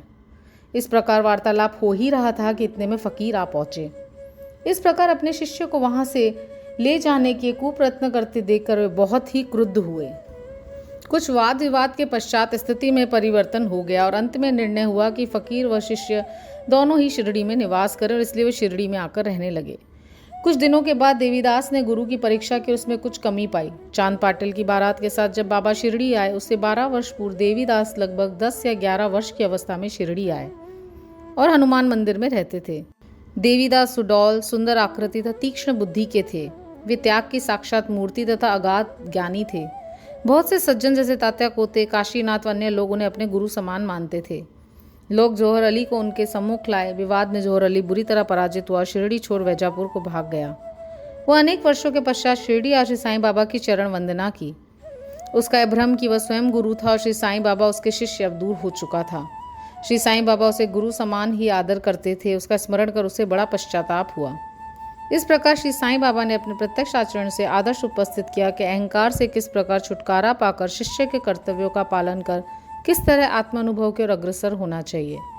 ऊपर वर्णित कथा महालसापति के कथनानुसार है। अगले अध्याय में रामनवमी का त्योहार, मस्जिद की पहली हालत और पश्चात उसके जीर्णोद्धार इत्यादि का वर्णन होगा। श्री सद्गुरु साईनाथार्पणमस्तु। शुभम भवतु। ओम साई राम। ओम श्री साईनाथाय नमः। ओम साई राम। श्री साई सच्चरित्र अध्याय 6।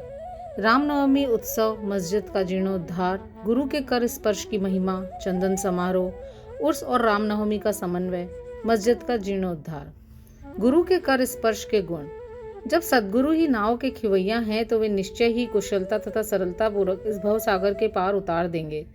सद्गुरु शब्द का उच्चारण करते ही मुझे श्री साईं की स्मृति आ रही है। ऐसा प्रतीत होता है मानो वे स्वयं मेरे सामने खड़े हैं और मेरे मस्तक पे उदी लगा रहे हैं। देखो देखो, वे अब अपना वरद हस्त उठाकर मेरे मस्तक पे रख रहे हैं। अब मेरा हृदय आनंद से भर गया है। मेरे नेत्रों से प्रेमाश्रु बह रहे हैं। सद्गुरु के कर स्पर्श की शक्ति महान आश्चर्यजनक है। लिंग, सूक्ष्म शरीर, जो संसार को भस्म करने वाली अग्नि से भी नष्ट नहीं होता, वह गुरु के कर स्पर्श से पल भर में ही नष्ट हो जाता है। अनेक जन्मों के समस्त पाप नष्ट हो जाते हैं। ऐसे व्यक्ति जिन्हें धार्मिक और ईश्वरीय प्रसंगों में पूर्ण अरुचि है, उनके भी मन स्थिर हो जाते हैं। श्री साईं बाबा के मनोहर रूप के दर्शन कर कंठ प्रफुल्लता से रुंध जाता है। आंखों से अश्रुधारा प्रवाहित होने लगती है और जब हृदय भावों से भर जाता है तब सोहम भाव की जागृति होकर आत्मानुभव के आनंद का आभास होने लगता है। मैं और तू का भेद, द्वैत भाव नष्ट हो जाता है और तत्क्षण ही ब्रह्म के साथ अभिन्नता प्राप्त हो जाती है। जब मैं धार्मिक ग्रंथों का पठन करता हूँ तो क्षण क्षण में सद्गुरु की स्मृति हो आती है। बाबा राम या कृष्ण का रूप धारण कर मेरे सामने खड़े हो जाते हैं और स्वयं अपनी जीवन कथा मुझे सुनाने लगते हैं। अर्थात जब मैं भागवत का श्रवण करता हूँ तब बाबा श्री कृष्ण का स्वरूप धारण कर लेते हैं और तब मुझे ऐसा प्रतीत होने लगता है कि वे ही भागवत या भक्तों के कल्याणार्थ उद्धव गीता सुना रहे हैं। जब कभी भी मैं किसी से वार्तालाप किया करता हूँ तो मैं बाबा की कथाओं को ध्यान में लाता हूँ, जिससे उनका उपयुक्त अर्थ समझाने में सफल हो सकूं। तब एक शब्द या वाक्य की रचना भी नहीं कर पाता हूँ, परंतु जब वे स्वयं कृपा कर मुझसे लिखवाने लगते हैं तब फिर उसका कोई अंत नहीं होता। जब भक्तों में अहंकार की वृद्धि होने लगती है तो वे शक्ति प्रदान कर उसे अहंकार शून्य बनाकर अंतिम ध्येय की प्राप्ति करा देते हैं तथा उसे संतुष्ट कर अक्षय सुख का अधिकारी बना देते हैं। जो बाबा को नमन कर अनन्य भाव से उनकी शरण जाता है उसे फिर कोई साधना करने की आवश्यकता नहीं है। धर्म, अर्थ, काम और मोक्ष उसे सहज ही प्राप्त हो जाते हैं। ईश्वर के पास पहुंचने के 4 मार्ग हैं: कर्म, ज्ञान, योग और भक्ति। इन सब में भक्ति मार्ग अति कंटकाकीर्ण, गड्ढों और खाइयों से परिपूर्ण है। परंतु यदि सद्गुरु पर विश्वास कर गड्ढों और खाइयों से बचते और पदानुक्रमण करते हुए सीधे अग्रसर होते जाओगे तो तुम अपने ध्येय अर्थात ईश्वर तक आसानी से पहुंच जाओगे। श्री साईं बाबा ने निश्चयात्मक स्वर में कहा है कि स्वयं ब्रह्म और उनकी विश्व को उत्पत्ति, रक्षण और लय करने आदि की भिन्न भिन्न शक्तियों के पृथकत्व में ही एकत्व है। इसे ही ग्रंथकारों ने दर्शाया है। भक्तों के कल्याणार्थ श्री साईं बाबा ने स्वयं जिन वचनों से आश्वासन दिया था उनको नीचे उद्धृत किया जाता है। मेरे भक्तों के घर अन्न तथा वस्त्रों का कभी अभाव नहीं होता। यह मेरा वैशिष्ट्य है कि जो भक्त मेरी शरण में आ जाते हैं और अंतःकरण से मेरे उपासक हैं, उनके कल्याणार्थ में सदैव चिंतित रहता हूँ। कृष्ण भगवान ने भी गीता में यही समझाया है। इसलिए भोजन तथा वस्त्र के लिए अधिक चिंता ना करो। यदि कुछ मांगने की अभिलाषा है तो ईश्वर को ही मांगो।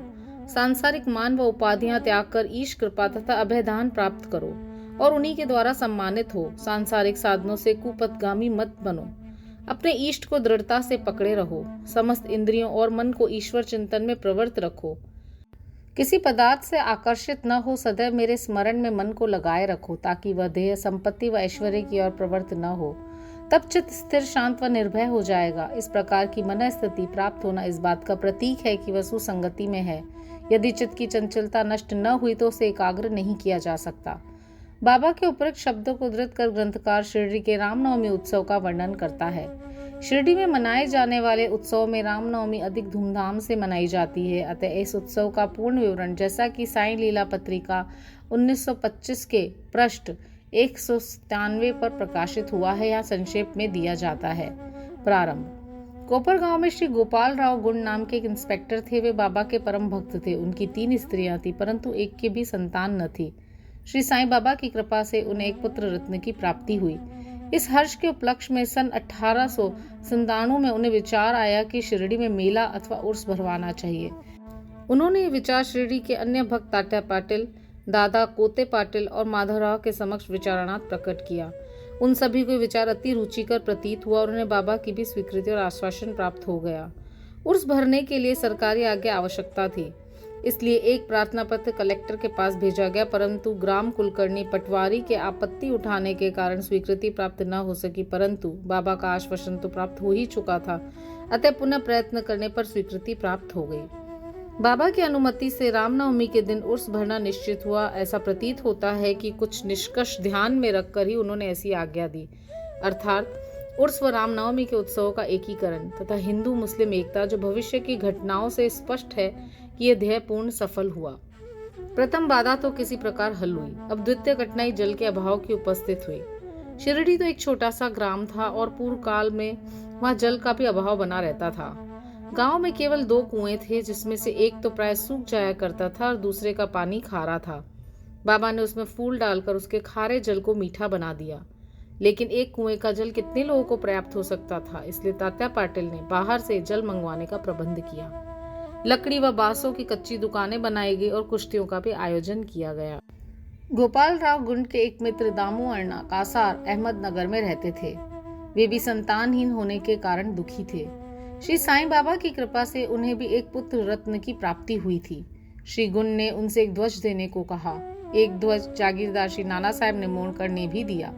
ये दोनों ध्वज बड़े समारोह के साथ गांव में से निकाले गए और अंत में उन्हें मस्जिद, जिसे बाबा द्वारका माई के नाम से पुकारते थे, उसके कोनों पर फहरा दिया गया। यह कार्यक्रम अभी भी पूर्ववत ही चल रहा है। चंदन समारोह। इस मेले में एक अन्य कार्यक्रम का भी श्री गणेश हुआ, जो चंदनोत्सव के नाम से प्रसिद्ध है। यह कोरहल के एक मुस्लिम भक्त श्री अमीर शक्कर दलाल के मस्तिष्क की सूझ थी।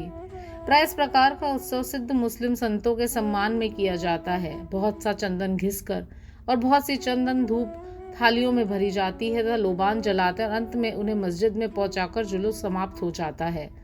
थालियों का चंदन और धूप नीम पर और मस्जिद की दीवारों पर डाल दिया जाता है। इस उत्सव का प्रबंध प्रथम 3 वर्षों तक श्री अमीर शक्कर ने किया और उसके पश्चात उनकी धर्मपत्नी ने किया। इस प्रकार हिंदुओं द्वारा ध्वज और मुसलमानों के द्वारा चंदन का जुलूस एक साथ चलने लगा और अभी तक इसी प्रकार चल रहा है। प्रबंध। रामनवमी का दिन श्री साईं बाबा के भक्तों को अत्यंत ही प्रिय और पवित्र है। कार्य करने के लिए बहुत से स्वयंसेवक तैयार हो जाते थे और वो मेले के प्रबंध में सक्रिय भाग लेते थे। बाहर के समस्त कार्यों का भार तात्या पाटिल और भीतर के कार्यों को श्री साईं बाबा की एक परम भक्त महिला राधा कृष्ण माई संभालती थी।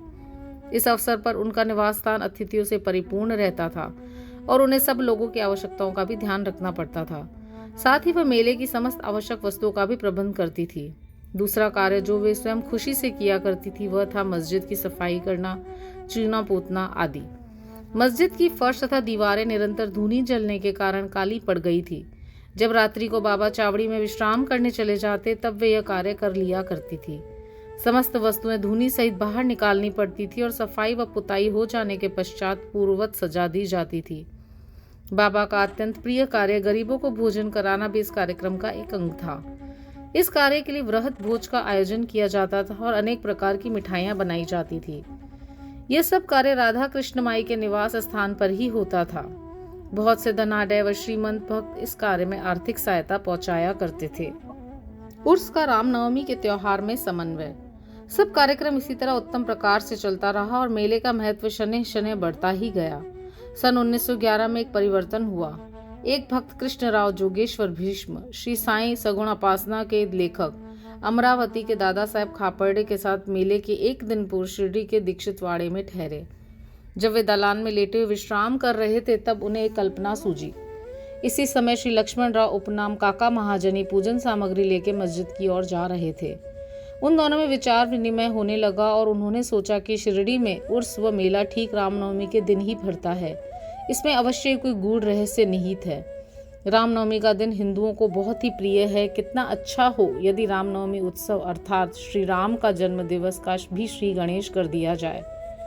काका महाजनी को यह विचार रुचिकर प्रतीत हुआ। अब मुख्य कठिनाई हरिदास के मिलने की थी जो इस शुभ अवसर पर कीर्तन व ईश्वर गुणानुवाद कर सके। परंतु भीष्म ने समस्या को हल कर दिया। उन्होंने कहा कि मेरा स्वरचित राम आख्यान जिसमें राम जन्म का वर्णन है तैयार हो चुका है। मैं उसका ही कीर्तन करूंगा और तुम हारमोनियम पे साथ करना। तब राधा कृष्ण माई सुंठ वड़ा सौंठ का शक्कर मिश्रित चूर्ण तैयार कर देंगी। तब वे दोनों शीघ्र ही बाबा की स्वीकृति प्राप्त करने हेतु मस्जिद को गए। बाबा तो अंतर्यामी थे। उन्हें तो सब ज्ञान था कि वाड़े में क्या क्या हो रहा था। बाबा ने महाजनी से प्रश्न किया, वहां क्या चल रहा था।